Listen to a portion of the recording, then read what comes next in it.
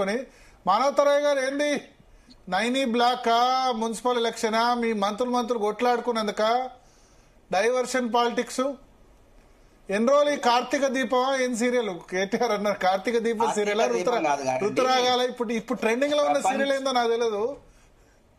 కాదు ప్రపంచంలో ఇంతవరకు ఈ మధ్య ఇట్లాంటి క్రైమ్ న్యూస్ గానీ క్రైమ్ సినిమాలు గాని రాలేదండి.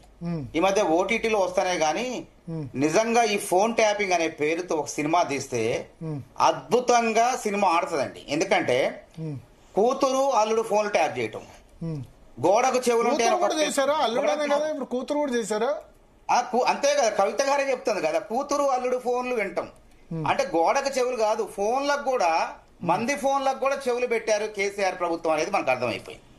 అదే ఫోన్ ట్యాపింగ్. కాబట్టి ఓ రామ్ గోపాల్ వర్మ పాపం విశ్రాంతి తీసుకుంటున్నట్టుంది.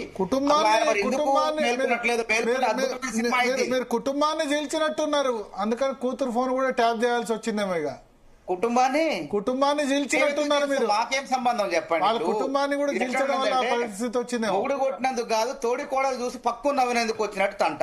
అరే వాళ్ళ కుటుంబంలో వాళ్ళ కూతురు తండ్రి అన్న ఆ బావలు వాళ్ళు కొట్లాడుకుంటే మేము చూసి ఏదో ఇటు చూస్తున్నాం ఏం జరుగుతుందని అంటే చూసినందుకు వచ్చినట్టు తంట వస్తుందండి ఎక్కడన్నా. కాబట్టి వాళ్ళ ఆస్తి తగాదాలు లేకుంటే ఇవన్నీ కూడా అవినీతి ఆరోపణలు కవిత గారే చేస్తుంది, కాంగ్రెస్ వాళ్ళు చేయక్కర్లే. హరీష్ రావు ఇన్ని ఆస్తులు యాడ్ నుంచి వచ్చినాయి అంటుంది.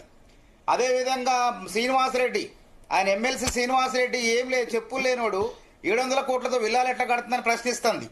దానికి ఉప్పందించింది ఎవరు, ఆమె ఫోన్కి మెసేజ్ పెట్టింది ఎవరు, పల్లా రాజేష్ రెడ్డి. అంటే వాళ్ళ నాయకత్వంలో వాళ్ళకే సఖ్యత లేదు, వాళ్ళు కొట్లాడుకుంటున్నారు. ఒక జిల్లాలో నాయకత్వం కొట్లాడుతున్న ఆధిపత్యం కోసం. అదేవిధంగా హైదరాబాద్ లో సికింద్రాబాద్ లో కంటోన్మెంట్ లో మీటింగ్ జరిగితే పాపం యువ నాయకుడు క్రిషాంకును బెవలేదు, తలసాని శ్రీనివాస యాదవ్ అడ్డుకుంటాడు.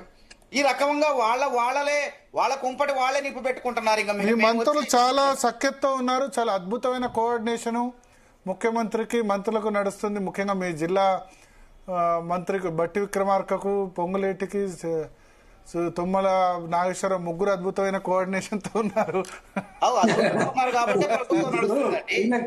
ఇప్పుడు అద్భుతంగా ఉంది కాబట్టి ఆరోపణ చేస్తే తిప్పి కొడుతున్నారు. ఇప్పుడు టెండర్లు పిలవక ముందే టెండర్లు కేటాయించక ముందే ఆ 1000 కోట్ల అవినీతి జరుగుతుంది.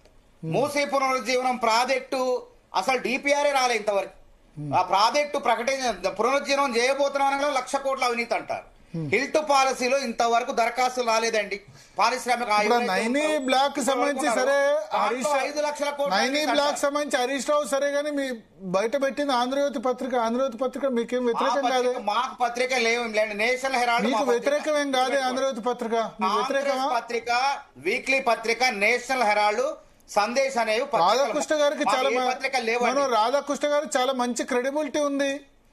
ఆయన ఏం చెప్పినా డెఫినెట్ గా ఆయన ఇటువంటి వాటి చాలా సందర్భాల్లో నిజమైంది. ఇప్పుడు బయట పెట్టింది హరీష్ రావు. సరే హరీష్ రావు తర్వాత ఏదో కాంట్రాక్ట్ అని ఆరోపణ చేశారు. లాటరీ కూడా అండి ఒక్కోసారి తగలొచ్చు తగలపోవచ్చు. లాటరీ రాధాకృష్ణ గారు మంచి క్రెడిబిలిటీ ఉంది కదా దాన్ని. కాబట్టి వాళ్ళ రాతలతో మాకు సంబంధం లేదు. అది 2 పత్రికల మధ్య టీవీ ఛానల్ మధ్య మీరే రాయించారని కదా ముఖ్యమంత్రి రాయించారని డిప్యూటీ సీఎం రాయిస్తే ఖమ్మం సభలో అంటున్నారు కదా బట్టి విక్రమార్క నీ రాతల వెనుక ఎవరున్నారో తెలుసు మాకు అని వాళ్ళు స్టేట్మెంట్ ఇస్తున్నారు. వాళ్ళకి ఎవరుంటారు, ఆయన వెనక ఎవరున్నారు?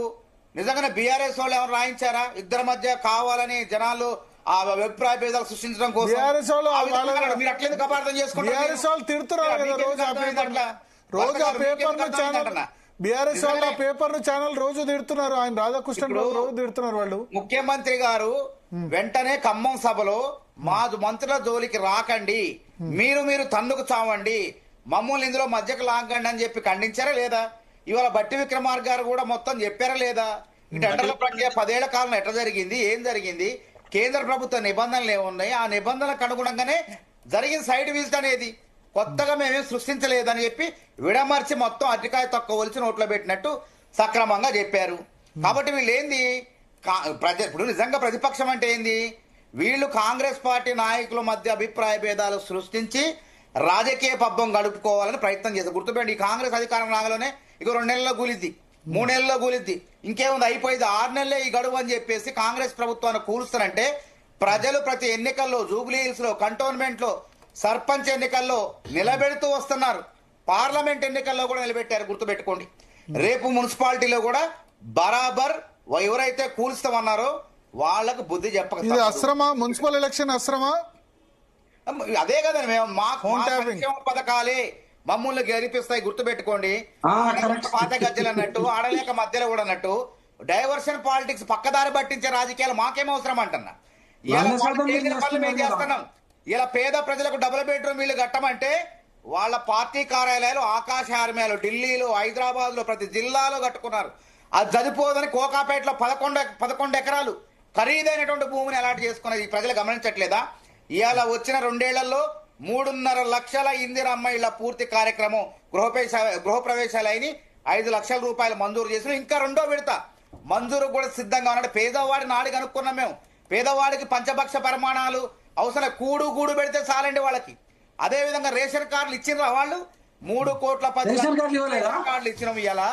సరే, అది రేషన్ కార్డు డిబేట్ వేర్లేండి కానీ ఏ అన్నం తింటున్నారు సామాన్యులు కూడా అదే అన్నం తినుకుంటూ ముద్దకి రేవంత్ రెడ్డి దేవుడు అని తలుస్తున్నారండి. వాళ్ళకి అవకాశం వస్తుందండి? చెప్పండి. ఎవడు అన్నం పెట్టినోడే దేవుడు. కాబట్టి ఏమంటున్నారంటే అంతా రట్ట అవుతుందని చెప్పి ఈ ఫోన్ ట్యాపింగ్ అనేది ఎప్పుడో 2024లో నమోదైంది. భారతదేశంలో ఇస్లామిక్ చట్టాల్లాగా అప్పటికప్పుడు ఏళ్లు నరకటం, చేతులు నరకటం, మెడ నరకటాలు ఉండవండి. ఒక పారదర్శకంగా సిఆర్పిసి ఉంటది. 160 ఐపీసీలో ఒక అనుమానితుడు గాని సాక్ష్యం గాని పిలుస్తారు. లేకుంటే బిఎన్ఎస్ భారతీయ న్యాయ సురక్ష సంహిత 179 కొత్త బీజేపీ వాళ్ళు తీసుకొచ్చారు చట్టాలు. దీన్ని ఈ చట్టం ప్రకారమైన ఆ చట్టం ప్రకారమైన పోలీస్ అధికారి ఆయనకు గతంలో వచ్చిన సాక్ష్యాల ఆధారంగా పిలుస్తారు వ్యక్తులు. నువ్వు రాకపోతే 24 గంటల రమ్మని ఆదేశించే హక్కు ఆయనకున్నది. ఆ దానికి ఇంకేందో ఘనత సాధించినట్టు ఈ రాష్ట్రంలో 20 లక్షల మంది పేదలకు డబుల్ బెడ్రూమ్ ఇల్లు కట్టించి ఊరేగినట్టు ర్యాలీలు, గుమ్మడికాయ దొంగ అంటే భుజాలు దనుముకోటాలు ఏం సాధించమనండి మనం? ఫామ్ హౌస్ ఇలా పేద ప్రజలకు ఇల్లు కట్టమంటే ప్రతి ఒక్క ఎమ్మెల్యే కట్టుకున్నారు. ఇది ఆ ఘనత. ఈ ఘనత కోసం మీరు ఊరేగేది? ఇంత పెద్ద తిలకం పెట్టుకోవడానికి పోతున్నారండి. ఏమన్నా ఇదేమన్నా కాకతీయులు లేకుంటే ఔరంగజేబు మీద యుద్ధం చేస్తారు?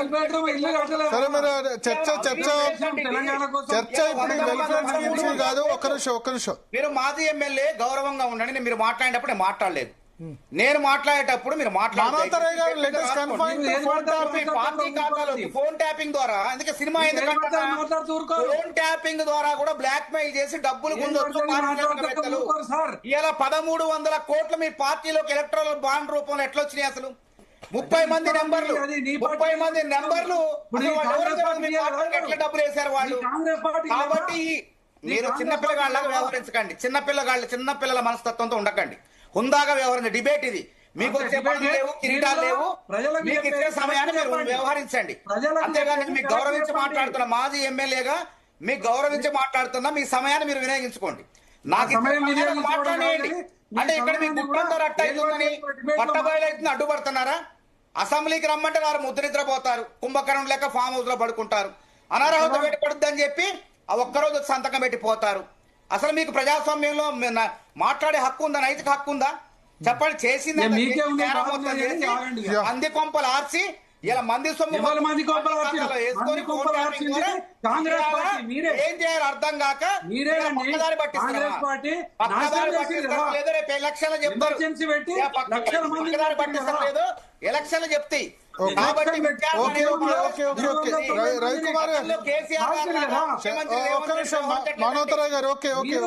మీరు మనుషులను చంపిన వాళ్ళు.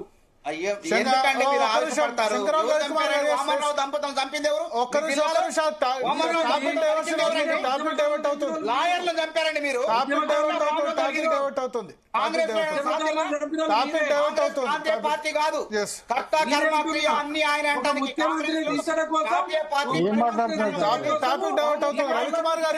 రవికుమార్ గారు చెప్పండి.